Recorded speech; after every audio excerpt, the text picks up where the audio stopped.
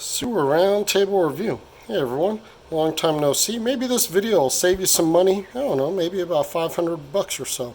So, what are we going to talk about today? Our batteries. So I noticed that Ridgid had come out with the battery adapter, and what's designed to do is you go ahead and not this is a SR60, but on the SR24, SR20 and the Scout locators, you remove this, and then you could just go ahead and plug in a regular Ridgid 18-volt battery in there.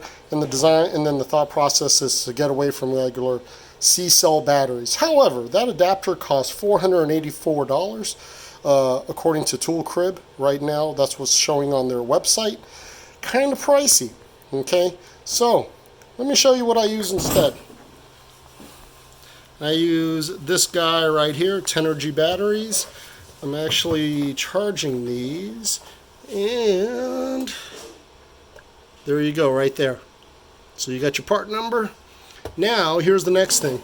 This thing charges AAA's to D's, and I haven't bought batteries, I don't know, maybe 6-7 years ago or something like that. Just works fantastic. Okay, what is my complaint about this? Is that it only charges 8 batteries at a time. In other words, and the reason why that's a complaint is because I got 4 batteries in here and I got 6 batteries in here. How long do these batteries last in here?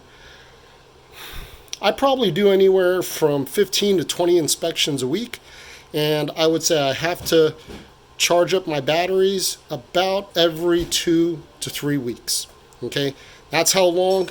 But the faster and the more knowledgeable you get about locating, the less time that your locator needs to be on, because you can just count, because you can look at the inspection and you can kind of figure out where things go, the more familiar you get with it. Now, if I had any say or any whatever, what would I do? Would I have a battery adapter for this? No. Okay, it makes it too heavy. It's really not even needed. Okay. This is what you need, not a battery adapter for.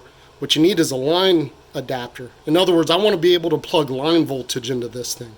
And the reason why is because I can sometimes get onto a long locate and have to energize my push rod for anywhere from 30 minutes to 2 hours, and I might run out of batteries on this. So to have this thing being able to get plugged in to an extension cord connected to the van or a power outlet or something, that would be very, very useful to me. Here's going to be your third tip. Okay, I mentioned this, mentioned that. Here's your next one. Don't buy Ridgid batteries. Don't buy Lucid batteries. Or buy them if you want, but this is what I use. I use Makita batteries. Works great. Even has a simple battery indicator. How easy can you get? Okay. How long do these last per charge? For my monitor, using this on as often as I do, I would probably say that I have to charge this about every 2 days. Okay, and that's about doing anywhere from 6 to 10 inspections. So in any case, hey everyone, hope this really helps, and Sewer Roundtable Review out.